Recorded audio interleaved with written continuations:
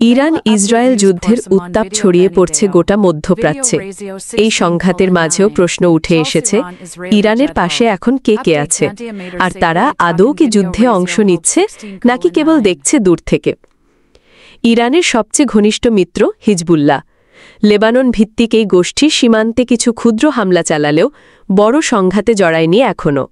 স্থানীয় রাজনৈতিক ও অর্থনৈতিক সংকট তাদের সতর্ক রেখেছে।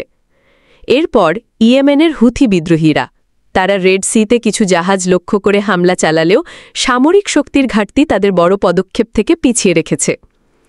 ইরাকের শিয়া মিলিশিয়ারা দীর্ঘদিন ইরানের ঘনিষ্ঠ, তবে ইরাকি সরকারের চাপে তারা প্রতিক্রিয়া দেখালেও মাঠে নামেনি।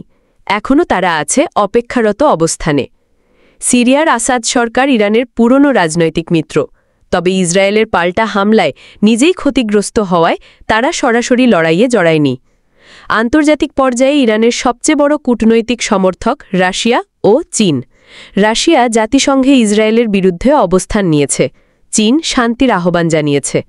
তবে কেউই ইরানকে সামরিক সহায়তা দেয়নি এখনও। আর আরব বিশ্ব বেশ দ্বিধায়। সৌদি আরব, ইউএই বা কাতার কেউই ইরানকে সরাসরি সমর্থন করেনি, তবে ইসরায়েলের অতিরিক্ত প্রতিক্রিয়ার বিরুদ্ধে মৃদু সমালোচনা করেছে। তারা চাইছে এই যুদ্ধ আর না ছড়াক।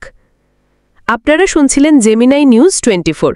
এই ধরনের আন্তর্জাতিক বিশ্লেষণ পেতে চ্যানেলটি সাবস্ক্রাইব করুন, ভিডিওটি শেয়ার করুন, আর জানান আপনার মতামত।